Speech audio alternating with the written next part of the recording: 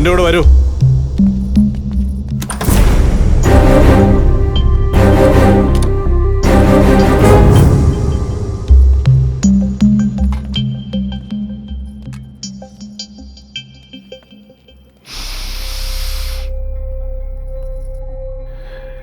എനിക്ക് ചുരുട്ട് വലിക്കാൻ വലിയ ഇഷ്ടമായിരുന്നു. അന്നെന്റെ മോളൊരു കൊച്ചു കുഞ്ഞാ. മോളൂ, ഇത് വലിക്കണ്ട, എനിക്കതിന്റെ മണം ഇഷ്ടാവുന്നില്ല.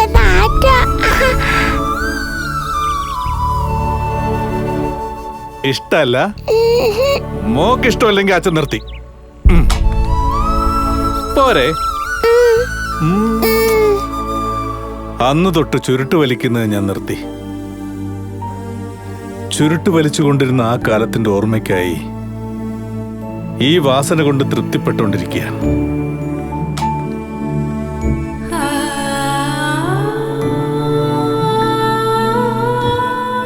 ഇത് എന്റെ മോളെ ആദ്യമായി കിടത്തിയുറക്കിയ തൊട്ടില. ഇത് കാണുമ്പോ എന്റെ മനസ്സ് ആ നാളുകളിലേക്ക് പോകും. അത് കഴിഞ്ഞ് അവൾ പിച്ച വെച്ച് നടക്കാൻ തുടങ്ങിയപ്പോ ആദ്യമായി അവൾ ഓടിച്ച അവളുടെ കുഞ്ഞു സൈക്കിൾ. അവൾ ഈ സൈക്കിൾ ഓടിക്കുമ്പോ എന്ത് ഭംഗിയാണെന്നറിയോ? കണ്ണെടുക്കാൻ തോന്നില്ല ഞങ്ങൾക്ക്.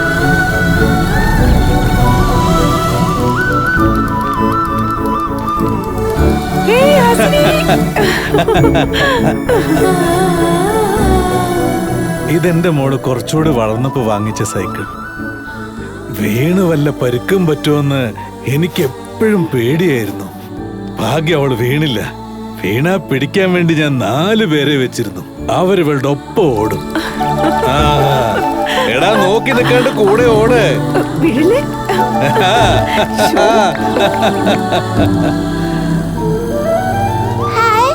സൈക്കിൾ ഓടിക്കാൻ പഠിച്ചല്ലോ. പഠിച്ചു. ഈ സൈക്കിള് നന്നായി ഓടിക്കാൻ പഠിച്ചു കഴിഞ്ഞപ്പോ മോളെ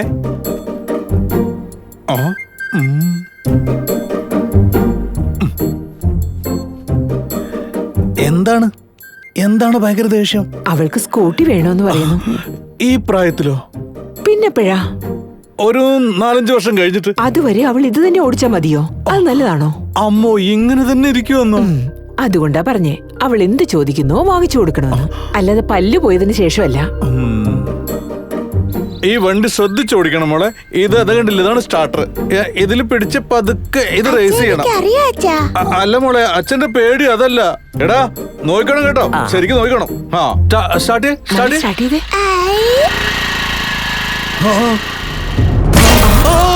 പുറകെ ഓടിയവർക്കൊന്നും പിടികൊടുക്കാതെ നേരെ ചെന്ന് മതിലിടിച്ച് വീണു. പേടിച്ച് പനി വന്നു. നന്നായി വേദനിച്ചു. അന്നേരം ഇത് പുറത്തേക്ക് വലിച്ചെറിയാന്ന് വിചാരിച്ചതാ. പക്ഷെ ശകുന്തള സമ്മതിച്ചില്ല. സന്തോഷത്തോടൊപ്പം അനുഭവിച്ച വേദനകളും കൂടെ ഉണ്ടാവണമെന്ന് പറഞ്ഞു. അങ്ങനെ ഇതും ഇവിടെ സൂക്ഷിച്ചു. പിന്നീട് അവൾ ഏത് കാർ വേണമെന്ന് പറഞ്ഞാലും വാങ്ങിച്ചു കൊടുത്തു. അവൾ ഓടിക്കുന്ന എല്ലാ കാറുകളും എനിക്കിഷ്ടമാണ്. ആദ്യമായി ഒരു പാവക്കുട്ടിയെ വാങ്ങി അവൾക്ക് കൊടുത്തപ്പോ അവളുടെ മുഖത്തെ സന്തോഷം കൊണ്ടുള്ള ആ ചിരി ഇന്നും എന്റെ ഓർമ്മയിലുണ്ട്.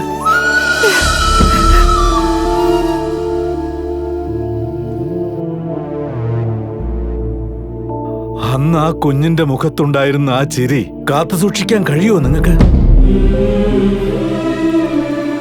ഒരിക്കലും അത് കഴിയില്ല. സാരമില്ല, ഞാൻ നോക്കിക്കോളാം. അറ്റ്ലീസ്റ്റ് ആ ചിരി മായാതെ സൂക്ഷിക്കാനുള്ള കഴിവ് നിങ്ങളുടെ മകനുണ്ടോ? വാ, നമുക്ക് പോകാം. ഞങ്ങള് പോയിക്കോട്ടെ. പോയിട്ട് വരാം സാറേ.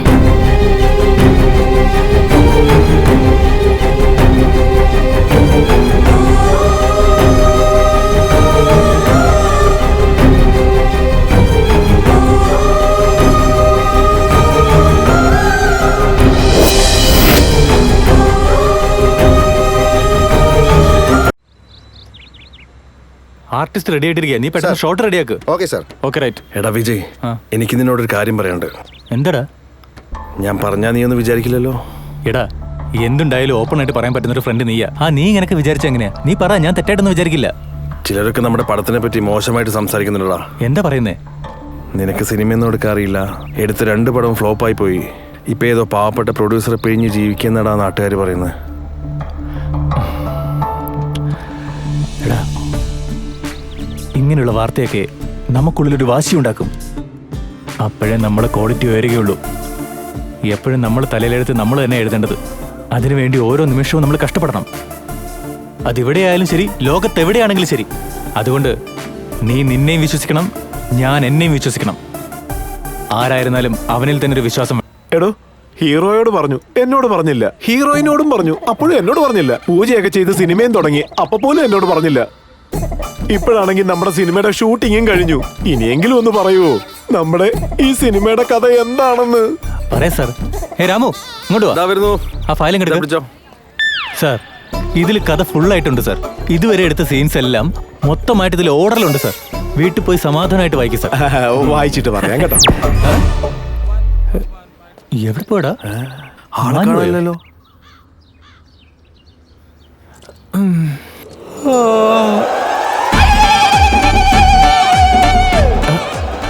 ഇതെന്താ രാവിലെ തന്നെ ഇങ്ങോട്ട് വന്നേ?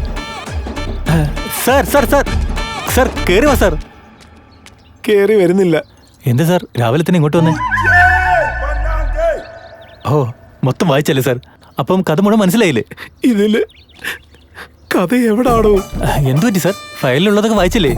കഥ ഇനി മനസ്സിലായില്ലേ? എന്തായാലും കുറച്ചു കാലം കഴിഞ്ഞാൽ പടം റെഡിയാവും. അപ്പം മുഴുവനും കാണുമ്പോൾ മനസ്സിലാവില്ലേ?